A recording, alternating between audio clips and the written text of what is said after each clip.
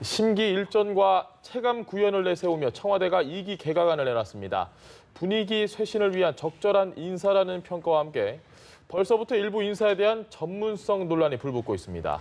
문재인 정부 출범 이후 첫 번째 개각을 둘러싼 논란과 함께 사회 이슈까지 짚어보겠습니다. 경희대 김병민 교수, 더불어민주당 현근택 전 부대변인 나오셨습니다. 안녕하십니까? 네, 안녕하세요. 오셨습니까? 방송 시작하기 전에 저희가 이야기를 나눴는데 이 장관들 교체한 부분 5글자 정도로 압축해서 표현을 하실 수 있으면 좋고 안 되더라도 한 문장 정도로 짧게 좀 총평 한번 내려주시죠. 네. 저 사실은 그냥 분위기 쇄신이라고 하려고 그랬거든요. 아무튼 매일 그 시나리오에 있었네요. 이는 진짜 모르고 생각한 얘기입니다. 모르고 생각한 얘기인데 예. 결국은 신상필벌 아닌가라고 봅니다. 그러니까 1년 조금 더 지났는데요. 그동안 아마 업무 실적이라든지 이런 걸 보고서 좀 이제 그런 대로 좀 잘하시는 분들은 유임시키고 좀 문제가 있었던 분들은 경질한 게 아닌가. 분위기 쇄신, 신상필벌 네, 이렇게 정리. 그렇게 생각할 것 같습니다. 알겠습니다. 교수님. 저는 5글자로 시간이 없다를 꼽았습니다. 그러니까 문재인 정부에게 지금 주어진 시간이 많지가 않습니다. 예. 집권 2년 차인데 2020년 총선 전까지 국민에게 약속했던 개혁 과제들을 수행을 해야 될 겁니다. 그중에 국방개혁, 교육개혁에 관해서 굉장히 미진한 부분들을 지금 당장이라도 시행할 수 있는 임무를 꼽았다라고 생각하고요. 예. 두 번째로는 일자리 문제 그리고 이 여성에 관한 문제 등에 대해서 각종 비난이 쏟아지고 있는 상황에서 이것을 시간에 지체하지 않고 지금 당장 문제를 해결할 수 있는 인물 중심으로 이번에 입각을 시킨 것이 아닌가라는 생각이 듭니다. 알겠습니다. 두 분의 의견을 종합하면 굉장히 좀 바쁜 상황, 시간이 없는 상황에서 어쨌든 분위기 쇄신을 위한 2기 개각을 단행을 했다 이렇게 정리를 하면 될 것 같은데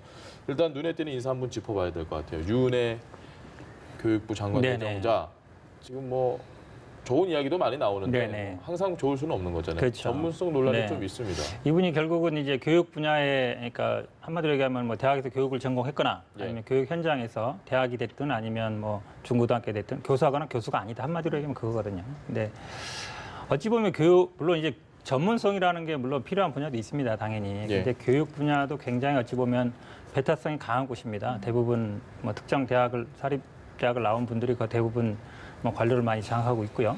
그다음에 임명교사라 그러죠. 임명교사를 거쳐야만이 어쨌든 교육자로 인정해주는 그런 예. 분위기가 있습니다. 우리나라에서는. 그래서 우리 이혼의 내정자도 예전에 이제 학교 비정규직을 정규직화로 이렇게 하려고 그랬는데 이 기간제 교사라든지 아니면 예. 거기서 이제 뭐 식당을 운영하는 뭐 그런 내부에서 분들인데, 좀 예, 이야기들이 그렇죠. 많이 있었고. 많았죠. 예. 결론적인 그런 거예요. 그러니까 임용고사를 안 거치는데 어떻게 교사가 될 수 있느냐. 사실 어찌 보면 그 정도로 좀 배타성이 강한 데거든요. 그래서 전문적이 아니라는 게 제가 보기엔 제 생각에는 오히려 이분이 우리 당에서 굉장히 대변인이라든지 아니면 부대변인이라든지 굉장히 오래 했습니다. 한 10번도 이상 했고요. 예. 또 아시다시피 뭐 교문위 활동도 여러 하셨고 또 이분이 바로 국회의원 된 게 아니고요. 무슨 후원회 무슨 사무국장이라든지 아니면 보좌관이라든지 실무를 굉장히 오랫동안 하셨어요. 예. 바로 영입 케이스로 이렇게 의원이 된 분이 아니거든요. 그래서 굉장히 오랫동안 정치를 해왔고 이래서 대변인 특히 그 중에서 대변인, 부대변인 굉장히 오래 오셔서 소통 능력이나 이런 건 아주 좀 뛰어난 분으로 이렇게 알고 있습니다. 그래서 알겠습니다. 오히려 네.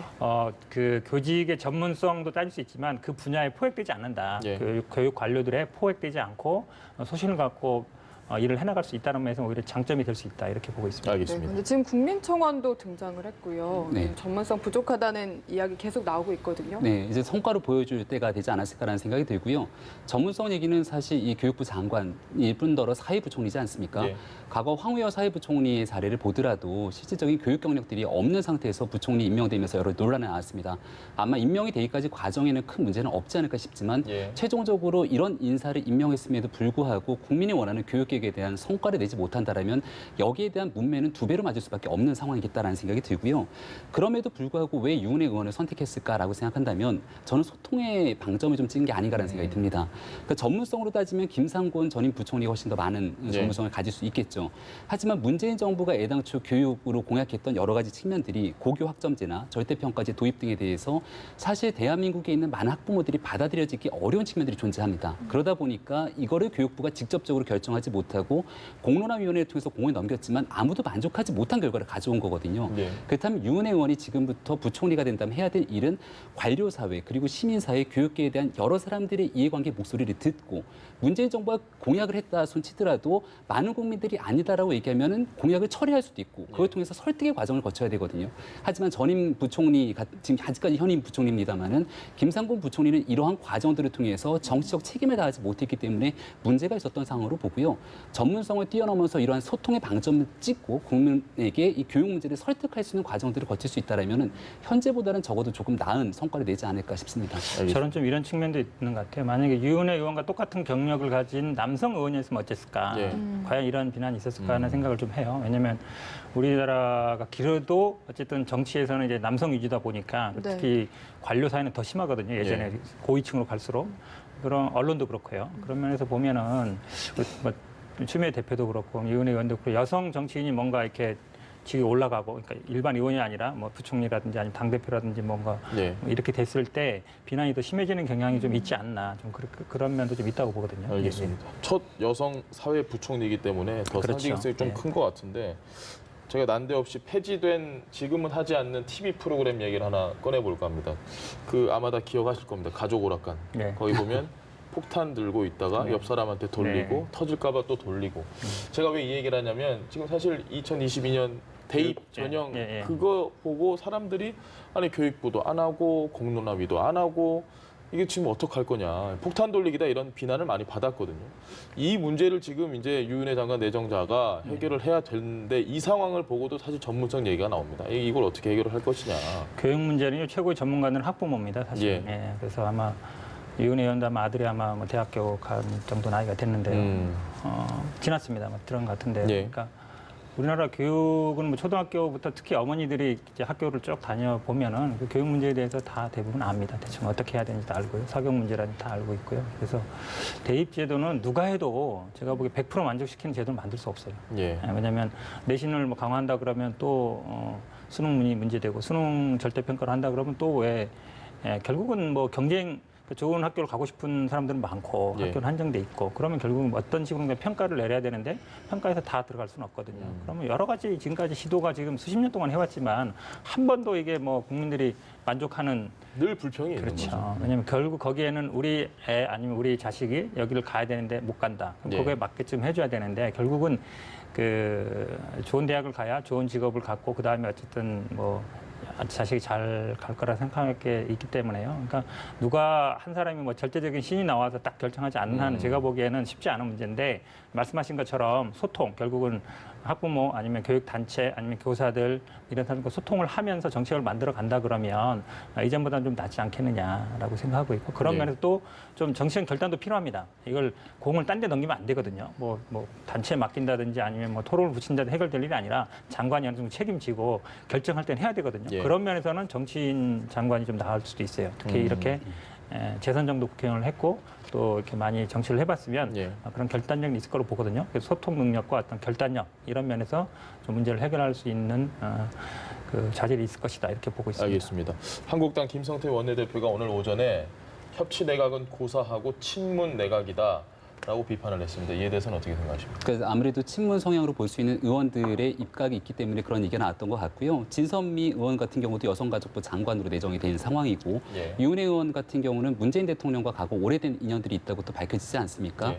과거 어린 시절에 아버님이 돌아가시고 그때의 변호를 변호사로. 문재인 대통령이 변호사 시절에 맡았다라고 하는 부분들 그리고 지난번 대통령 선거에서 대변인으로 제일 먼저 영입을 좀 했으면 좋겠다라는 얘기가 있기 때문에 전문성보다는 정무적인 부분들에 더 초점을 맞춘 것이 아니냐라는 생각이 들지만 예. 뭐 이런 비판들은 야당 입장에서는 당연하다고 생각할 겁니다. 하지만 이러한 야당의 비판이 기우다라고 생각된다라면은 그 부분을 저는 실력으로 보여준다고 생각하는데요. 유은혜 지금 내정자가 실제로 장관이 된다면 저는 크게 세 가지 누적된 문제를 좀 해결해야 된다고 생각합니다. 그러니까 입시에 대해서 대한민국 모든 국민이 전문가고 여기에 대해서 정답이 없다라고는 얘기는 하지만 많은 국민들이 이건 문제가 있다고 지적하는 부분들이 있거든요. 예. 그게 오랫동안 누적해서는 풀어야 됩니다. 제일 첫 번째는 입시 공정성 문제거든요. 지금 이 수시 모집들이 확대되기 시작하면서부터 애당초에 기획했던 것과는 달리 대학으로 들어가는 문턱들이 굉장히 좁아지고 있고 더 이상 예. 개천에서 용나는 사이가 없어졌다는 겁니다. 이게 바로 입시 공정성 문제에서 기인한다라고 볼 수가 있는 건데 이 문제를 어떻게 해결할 것인가 첫 번째고요. 두 번째는 여기에 대해서 이 수능 비중을 줄이고 수시 모집을 확대했던 부분들은 결국은 사교육비를 줄이기 위한 방침의 하나라고 볼 수가 있는 건데 네. 그렇다 하더라도 결국은 사교육비가 줄은 것이 아니라 오히려 훨씬 더 왜곡된 사교육이 증가하고 있는데 이 사교육비를 어떻게 잡을 것인가. 그리고 세 번째는 아까 폭탄 도입이 말씀하셨는데요. 지금 모든 정권이 폭탄 도입이 하고 있는 교육부에 가장 심각한 문제가 있습니다. 바로 이 대학에 관한 문제인데 네. 이제 조금만 시간이 지나가게 됐을 경우 학생 수보다 오히려 대학이 갖고 있는 정원 수가 더 많게 되는 시간이 오게 됐을 경우에 지금의 대학 형태를 그대로 운영할 수가 없게 됩니다. 대학에 대한 구조 개혁에 대한 문제가 필요하다라는 지적들은 벌써 십수년 전부터 계속해서 왔지만 말 그대로 누구도 여기에 대해서 피를 묻히지 않고 있는 상황인데 대한민국의 미래를 위해서 가장 중요한 이 대학 교육에 대해서 과연 유은혜 의원이 장관이 된다면 어느 정도까지 성과를 낼지 좀 지켜볼 대목인 것 유은혜 같습니다. 내정자가 지금 저희 방송 보고 우리 김병민 교수님 얘기 들으면 머리가 정말 아플 것 같습니다. 저걸 해결을 해야 돼요. 제가 그 말에 대해서 약간 반론을 드리고 싶으면요. 예. 사실은 이번에 5분 중에 보면 2분은 관료 출신이고요. 예. 관료 출신인데 지난 정권에서도 뭐 차관이나 아니면 이사장을 했던 분들이에요. 그다음에 국방부 장관 되신 분은 뭐 캠프하고는 전혀 관계없는 분이고 우리 유은혜 내정자도 보면 지난번 전당대회 때 양양자 의원하고 이제 최고위원 경쟁을 했었거든요. 예. 양양자 의원이 어찌 보면 친문 지지를 얻어서 당선됐고 유은혜 의원이 될 거라고 생각했는데 안 됐단 말이죠. 예. 그러니까 친문이라고 이렇게 말씀드린다는 게 제가 보기에는 맞는 분이 한 분도 없어요. 진섬 의원님도 어찌 보면 이제 민변 여성위원장 출신이라서 뭐 문재인 대통령을 처음부터 이렇게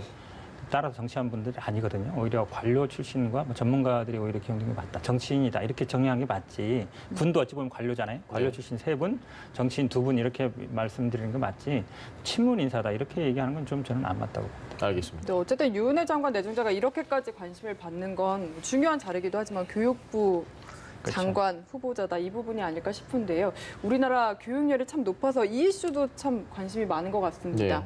숙명여고에서 일어난 사건이거든요. 좀 설명부터 해주시죠. 그러니까 쌍둥이 아버지가 숙명여고의 교무부장이었죠. 이 쌍둥이 자매가 문과, 이과, 고등학교 2학년에서 전교 1등을 각각 하게 됩니다. 네. 원래부터 공부를 잘했던 학생이었으면 논란이 되진 않았겠습니다만은 고등학교 1학년 성적에서는 그렇게 좋은 내신 성적을 보이진 못했던 거거든요. 근데 어느 순간 고등학교 2학년이 돼서 내신 성적에 둘 다 문과 1등, 이과 1등을 하다 보니까 네. 이건 뭔가 문제가 있는 것 아니냐라는 얘기가 나왔고 결국 시험지 문제 유출에 대한 논란으로 커졌습니다. 결국 교육청에서 감사에 나섰는데 감사 결과 문제에 대한 의혹들은 충분히 인정이 된다고 밝혔습니다. 하지만 정확하게 증거가 없기 때문에 경찰이 수사 의뢰를 하게 된 상황으로 볼 수 있는데요. 예.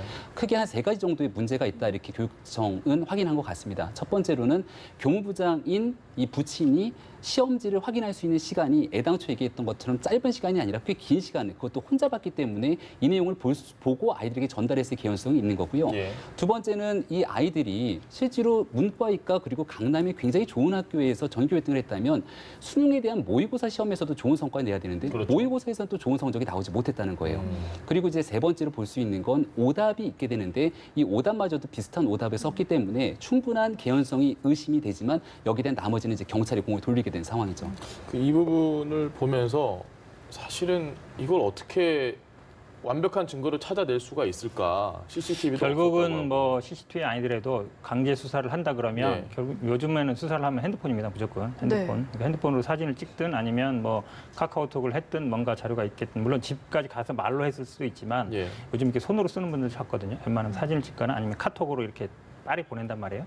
아니면 이메일이라든지 아니면 저 선생님 교무부장의 컴퓨터. 예. 컴퓨터에는 뭔가 자기가 뭐 메모를 해놨다든지 요즘 이렇게 수첩에다 쓰는 사람이 많지 않잖아요. 그렇죠. 결국은 핸드폰과 컴퓨터, 아니 이메일 이런 부분을 통해서 확인할 수밖에 없는데요.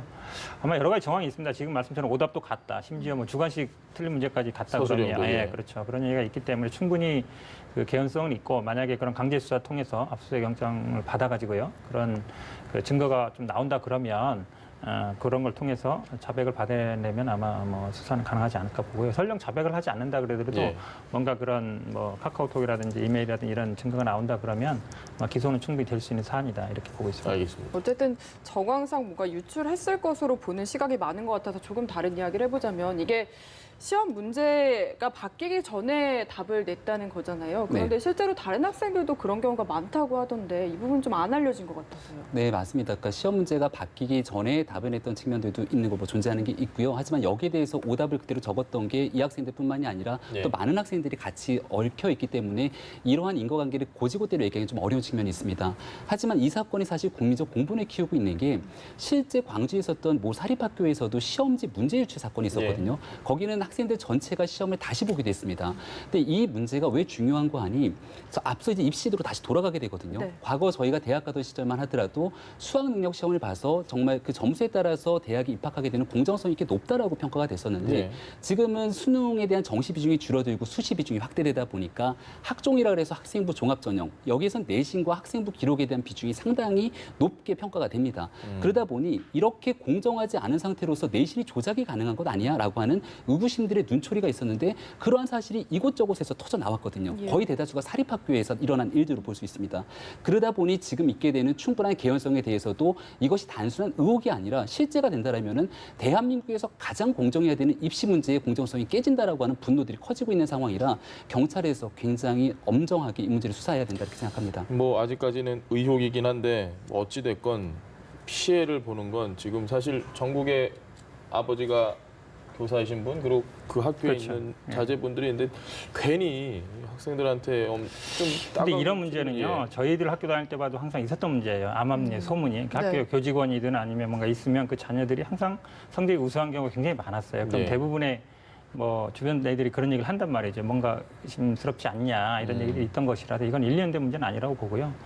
특히 이제 공립학교 같은 경우는 뭐 선생님 따로 보내거나 네. 지금 이 상피제 제도는 없지만 보내면 되거든요. 근데 사립학교 선생님들 거기 계속 있는 거예요. 그리고 학교 선택권이 또 있기 때문에 학교를 거기 가겠다 그러면 또 거기 가지 마라 할 수 없거든요. 이게 굉장히 어려운 문제인데 기본적으로 의심을 없애려면 네. 한 학교 안 다니는 게 맞다.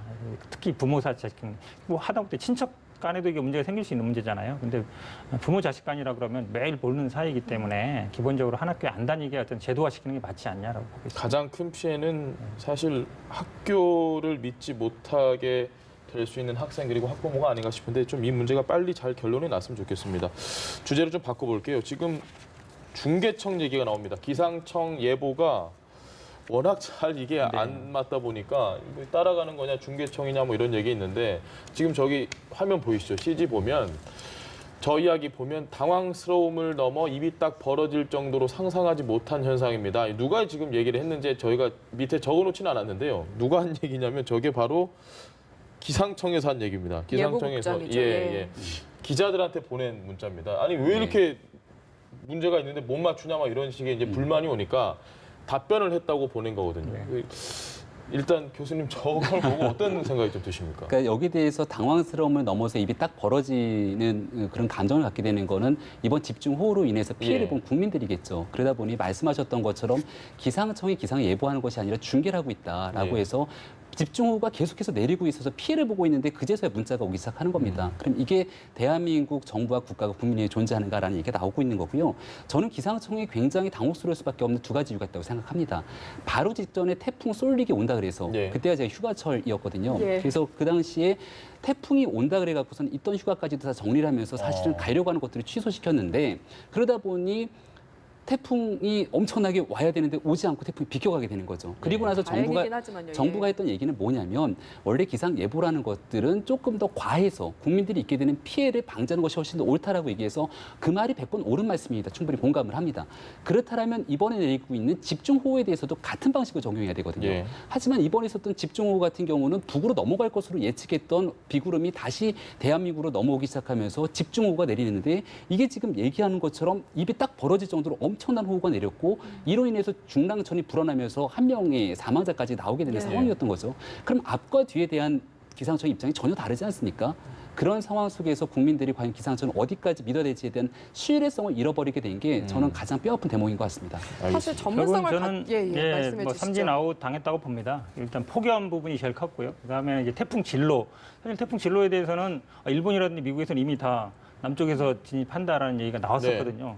우리나라 기상청만 계속 위에서부터 천천히 하나씩 내려오는데 이미 언론에 다 나왔고 국민들은 다 일본에서는 이렇게 예측했다는 걸 알고 있는 상황에서 우리 뭐 기상 뭐 위성이 없는 것도 아니고 슈퍼컴퓨터가 없는 것도 아니고 오히려 그러면 이런 생각이 드는 거죠. 차라리 일본이나 미국 기상청하고 협력 관계를 맺어가지고 거기 자료를 받아서 차라리 위성사진 보든지 해서 했으면 일본하고 같이 가도 상관없는데 비교가 되는 거죠, 당장에. 일본 기상청은 어느 정도 예측을 했는데 우리는 예측 못하냐.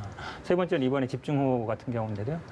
결국은 뭐 장비의 문제도 있지만 전문 인력 아니면 거기에 집중할 수 있는 어떤 그런 시스템 이런 걸 만들어야 된다라고 보고요. 뭐 이번에 뭐 위성 다시 제가 한번 지난달인가 항우양 가서 그 위성을 봤거든요. 네. 올린다고 하더라고요. 근데 그 위성도 우리나라 기술을 올리는 건 아니에요. 올리는 거는 이제 프랑스 기술을 올리는 건데 뭐 7천억 정도 돈을 들여서 한다 그러는데 아무튼 이런 뭐 위성이라든지 슈퍼컴퓨터를 통해서도 해결할 수 있겠지만 결국은 사람이 문제다. 사람한테 저런 뭐 문자를 보내는 것도 있지만 그 시간에 저는 좀 전문성을 갖춰서 아니면 뭐 일본 배우러 가든지 미국 배워서 벤치마킹이라도 해서 좀 따라가야 되지 않냐.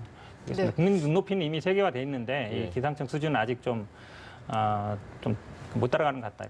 네, 실제로 태풍 왔을 때도 실시간 검색어 일본 기상청이 올라왔다고 하거든요. 네. 그만큼 좀 국민 신뢰도가 바닥인 것 같은데 이 그게- 문제 어떻게 해결해야 될까요? 그게 이번뿐만이 아니고요. 이제 봄이 되면은 미세먼지가 다시 오기 시작합니다. 그럼 미세먼지가 오게 됐을 경우에 대한민국 기상청 예보를 믿기보다는 일본에 있는 어플리케이션을 통해 갖고서는 전체적인 미세먼지가 어떻게 날아오는지 확인하는 국민들이 적지가 않습니다. 네. 그게 더 정확하다고 보는 사람들이 있는 것 같고요.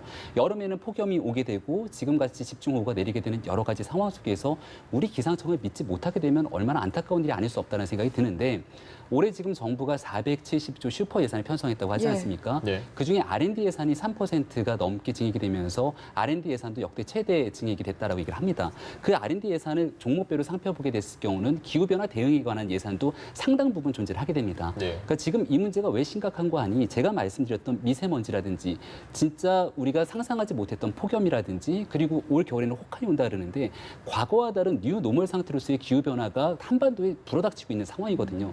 그럼 이런 기후변화에 맞힌 R&D 예산을 통해서 연구 이력들이 증대가 되고 그것이 성과로 나와줘야 되는데 지금은 그런 기후변화에 전혀 따라가지 못하고 있는 날씨 예보가 아닌 중계를 하고 있는 상황인 것 같아서 이 부분에 대한 예산이 투입된 만큼 그 성과가 분명히 좀 나올 수 있는 시스템이 구축돼야 될 것 같습니다. 알겠습니다. 국민청원 게시판에요. 뭐 예상하신 분들도 있겠지만 기상청 이럴 거면 차라리 폐지하라 막 이런 글도 올라오고 윤회 장관 내정자 같은 경우에도 전문성 결여를 이유로 빨리 철회하라 이런 얘기도 지금 올라오고 뭐 좀 논외로 국민청원 게시판에 이런 글들이 올라오는 것도 다 국민들의 뜻이긴 하지만 이 네. 부분에 대해서는 어떻게 보십니까? 기본적으로 저는 뭐 나쁘진 않다고 봅니다. 예. 국민들의 의사소통, 그러니까 자기의 어떤 생각을 표명하는 통로는 필요하거든요. 단순히 이제 기사에 댓글 다는 정도로는 그 소극적이잖아요. 기사 네. 내용에 대해서 찬반이라든지 다는 정도인데 지금 어찌 보면 그런 국민들이 그래도 최고로 의사소통, 자기의 의력을 피력하는 데가 국민청원 게시판이거든요. 여기 따라서 저기에 뭐 10만, 20만 이렇게 넘어가면 여론화 되지 않습니까? 이런 부분에서 저는 자연스러운 현상이라고 보고 굳이 저런 걸 없앨 필요는 없다. 오히려 자연스러운 현상 아닌가. 좋은 현상이라고 보고 있습니다. 교수님께서도 네.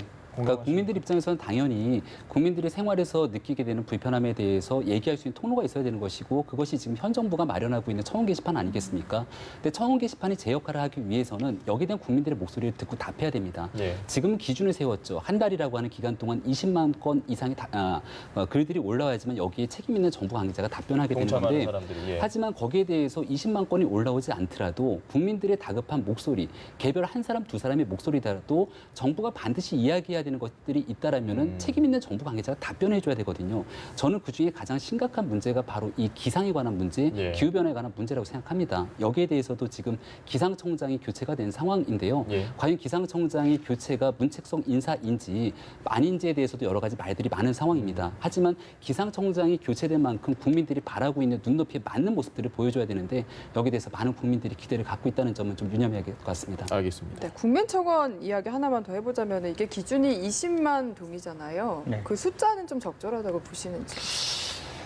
이게 사실은 그 20만이 안 돼도 이미 언론에서는 받아 쓰거든요. 이번에 지금 유은혜 만 장관 명만 그렇죠. 넘었는데도, 예, 그렇죠. 왜냐하면 어찌 보도를 보면 하고 국민들의 그 의사라고 보기 때문에 그래서 어느 정도 그 숫자는 뭐 20만이 적정한지 10만이 적정한지 모르겠지만 지금까지 보면 20만 돌파한 것들이 굉장히 큰 이슈가 되는 것들이 있었습니다. 그렇게 본다 그러면 현재까지는 큰 문제는 없다라고 보는데요. 근데 네. 언론이 오히려 이제 게시판에 올라간 것 자체만으로도 지난번 뭐 미투 사건 때도 그렇고 조그마한 사건도 보면은 바로바로 보도를 적게 하는 되죠. 게 예. 있어서 이게 또 뭐 게시판은 누구나 쓸 수 있잖아요. 예. 뭐 통제가 되는 게 아니기 때문에. 그래서 뭐 어느 정도 한 뭐 5만, 10만 이렇게 넘어가면 보도하는 게 낫지 않은가 개인적으로 그렇게 생각하고 있습니다. 알겠습니다. 네, 알겠습니다. 오늘 두 분 이야기 여기까지 들어볼게요.